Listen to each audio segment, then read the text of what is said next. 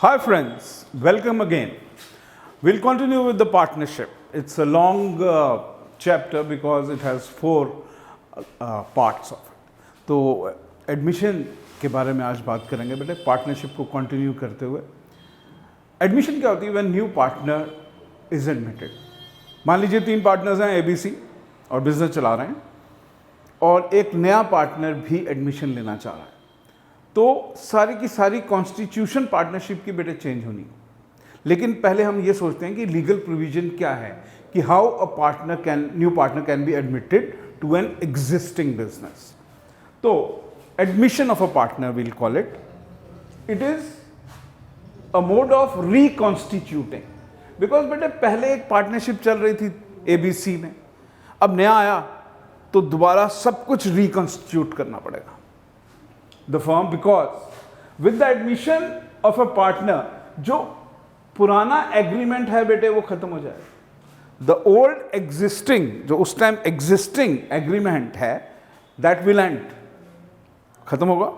अब new agreement बनेगा और उसमें नया पार्टनर भी एडमिटेड होगा, including that. So the existing agreement will and and a new agreement comes into force. Clear?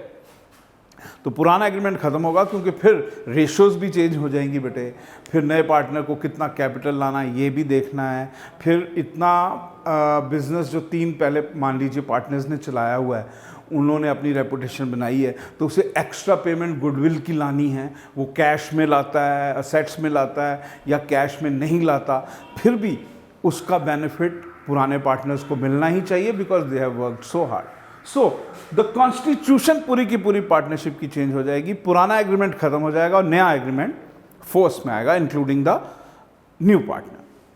Section 31 याद रखिएगा बेटे, ये कभी कभी MCQ में आ जाती है, of the Indian partnership act 1932। 1932 में पार्टनरशिप एक्ट में 31 सेक्शन में उन्होंने स्पेसिफिकली मेंशन किया हुआ है कि एक नए पार्टनर को एडमिट आप कर सकते हैं। अ new partner can B admitted. It is so agreed in the partnership deed. अगर तो पार्टनरशिप डीड में लिखा हुआ है कि भाई आप नया पार्टनर एडमिट कर सकते हैं, तो हमारी सेक्शन 31 कहती है कि नया पार्टनर एडमिट हो सकता है। लेकिन मैंने कहा था कि कभी कभी पार्टनरशिप डीड नहीं होती थी उस जमाने में। In the absence of the above, अगर पार्टनरशिप डीड नहीं है, if all the partners agree for the admission. मैंने कहा था कि 3 पार्टनर्स थे, चौथे को एडमिट कराना चाह रहे हैं, तो फिर बेटे उन तीनों को एग्री करना है। उनमें से एक भी मना करता है तो फिर न्यू पार्टनर को एडमिट नहीं किया जा सकता। हमें कंसेंट सारे पार्टनर्स का चाहिए, ऑल पार्टनर्स का कंसेंट चाहिए। अब देखिए मेन क्या बात है बेटे कि जब नया पार्टनर एडमिट हो गया, मान लीजिए after the admission a new partner को एडमिट कर लिया गया, उसके क्या राइट्स होंगे? Rights, new partner has been now admitted, right to share the future profits of the firm. तो नेचुरली जब वो एडमिट हो गया तो जो उसके बाद प्रॉफिट कमाएगी फर्म, उस पे उसको राइट है, जो भी रेशो उसे दी जाएगी उस हिसाब से वो प्रॉफिट को ले जाएगा। Right to share in the assets of the firm, जो असेट्स हैं उसमें भी उसका राइट हो जाएगा according to his share given to him. साथ ही में देखिए सिर्फ राइट टू प्रॉफिट और नहीं है, he also becomes liable for any liability. बेटे जो लायबिलिटी उस दिन के बाद फर्म की है वो उसकी अपनी लायबिलिटी भी बनेगी, और अगर लॉसेस भी हुए हैं एडमिशन के बाद, तो पहली वाली गेम नहीं, एडमिशन से पहले के लिए he is not bothered, but admission के बाद वो प्रॉफिट्स में भी शेयर करेगा, असेट्स में भी शेयर करेगा, लॉसेस में भी शेयर करेगा और लायबिलिटी में भी शेयर करेगा। It's a very normal thing. अब बहुत सी एडजस्टमेंट्स करनी पड़ती हैं। अब नया पार्टनर तो आ गया बेटे, तो हमारी तो ऑलरेडी बुक्स बनी हुई थी, चल रही थी। अब नए पार्टनर के आने के बाद क्या किया जाएगा, कौन से स्टेप्स लिए जाएंगे, ये सारे के सारे एडमिशन में आते हैं बेटे। 7 स्टेप्स हैं। देखो जब नया पार्टनर आया उसको कुछ शेयर तो देंगे, तो हमें नई रेशो कैलकुलेट करनी पड़ेगी। बिकॉज 3 पार्टनर्स थे, वो अपना शेयर कर रहे थे किसी भी रेशो में, जब नया आया उसको भी तो देना है, तो इसका मतलब सबकी पुरानी रेशो चेंज हो जाएगी। Is it clear?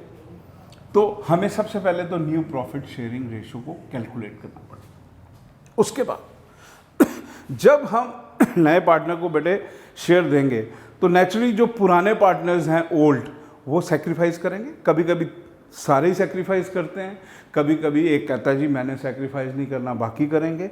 वो भी डिपेंड करता है क्वेश्चन की लैंग्वेज पे। तो लेकिन सेक्रीफाइस तो करना पड़ेगा किसी ना किसी को, या सबको, या किसी ना किसी को थोड़ा थोड़ा शेयर देके नए पार्टनर को जब देंगे तो उस केस में हमारी सेक्रीफाइसिंग रेशो बड़ी इंपॉर्टेंट होती है। याद रखिएगा, सेक्रीफाइसिंग रेशो निकालना क्वेश्चन में बहुत इंपॉर्टेंट है। उसके एमसीक्यूज हैं, will have to do lot of MCQs, क्योंकि सेक्रीफाइसिंग रेशो में ही गुडविल को डिस्ट्रीब्यूट किया जाएगा, बाद में मैं बताऊंगा आपको, और न्यू रेशो भी। तो ये दो चीज़ें बहुत इंपॉर्टेंट है। नया आया तो नेचुरली रेशो पुरानी चेंज है, तो हमें न्यू रेशो कैलकुलेट करनी है। उसके बाद हमें यह भी देखना है किसने से, क्योंकि सैक्रिफाइसिंग इज वेरी इंपॉर्टेंट। बेटे जो पुराना पार्टनर सैक्रिफाइस करेगा उसी हिसाब से वो गुडविल ले जाएगा। तो हमेशा गुडविल जो होगी, आज ही बता रहा हूं, I tell you about the whole process of goodwill कि कैसे क्रेडिट की जाती है। तो याद रखिए टैग लाइन कि गुडविल हमेशा क्रेडिट की जाती है ओल्ड पार्टनर्स को इन सेक्रीफाइसिंग रेशो। हो सकता है कि सारे ही थोड़ा थोड़ा शेयर दे रहे हों, तो सारों को ही गुडविल के उनके कैपिटल अकाउंट को क्रेडिट किया जाएगा, क्योंकि गुडविल तो उन्हें ही मिलनी चाहिए जो सेक्रीफाइस कर रहा है। जो अपना शेयर दे रहा है उसको गुडविल का पैसा डायरेक्ट मिलना चाहिए, या उसके कैपिटल अकाउंट को क्रेडिट करना ही करना है, कैपिटल या करंट को। तो sacrificing ratio becomes very important, क्योंकि goodwill is credited in sacrificing ratio to the partners who sacrifice. So this sacrificing ratio is very important. अब क्या होता है बेटे, वैल्यूएशन ऑफ गुडविल।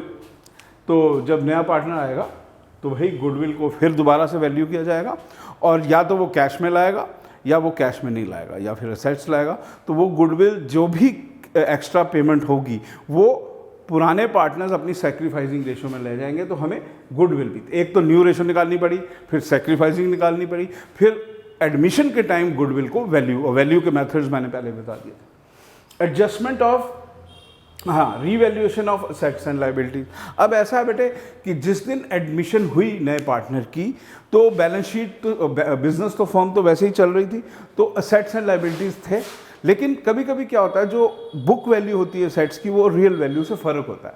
मान लीजिए एक बिल्डिंग हमने 15 साल पहले खरीदी थी 20 लाख की, तो आज जब एडमिशन हुई 20 साल के बाद हो सकता है कि वो बिल्डिंग की कीमत 2 करोड़ हो गई हो।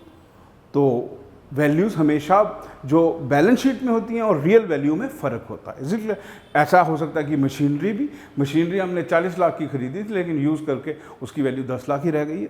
तो असेट्स एंड लायबिलिटीज़ इसी तरह लायबिलिटीज़ के साथ भी हो सकता है कि ज़्यादा भी हो सकती हैं, कम भी हो सकती हैं।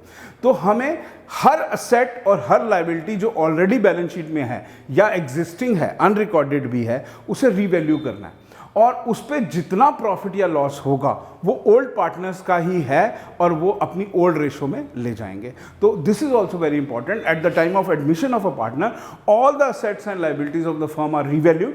एनी प्रॉफिट और loss arising from that will be divided among old partners in old ratio, पुरानी रेशो। क्योंकि बेटे जब नया आया तो वो जो जिस दिन आया उससे पहले वाली जो भी चीज़ है वो ओल्ड पार्टनर्स की है, और ओल्ड पार्टनर्स अपनी ओल्ड रेशो में ले जाएंगे।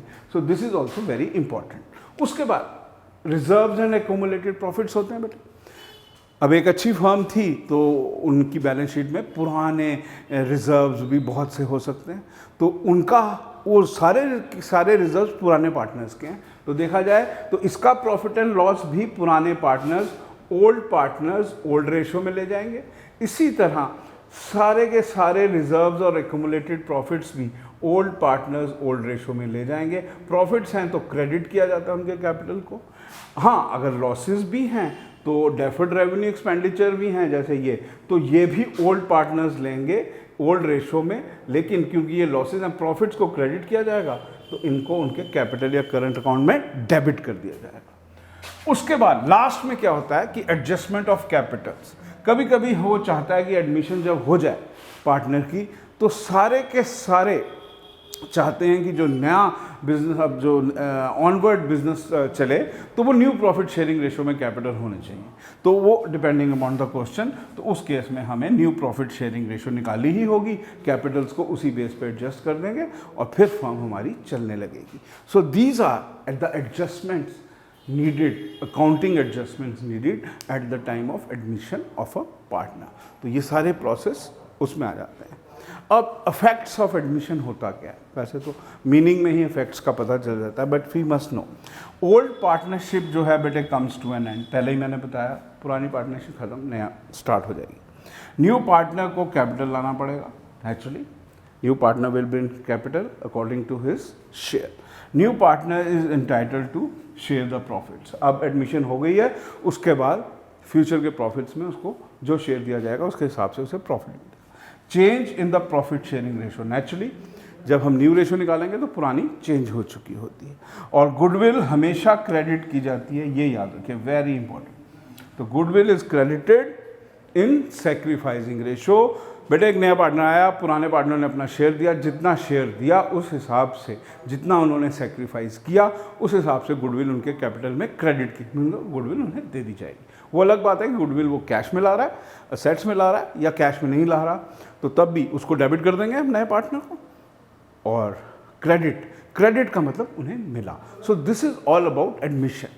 So you go through, we'll do the practicals also later on, but admission of a partner is very important. Actually blackboard में इतना कुछ आता नहीं, वैसे तो we can have a wrong lecture, but these are the basics adjustments you need at the time of admission.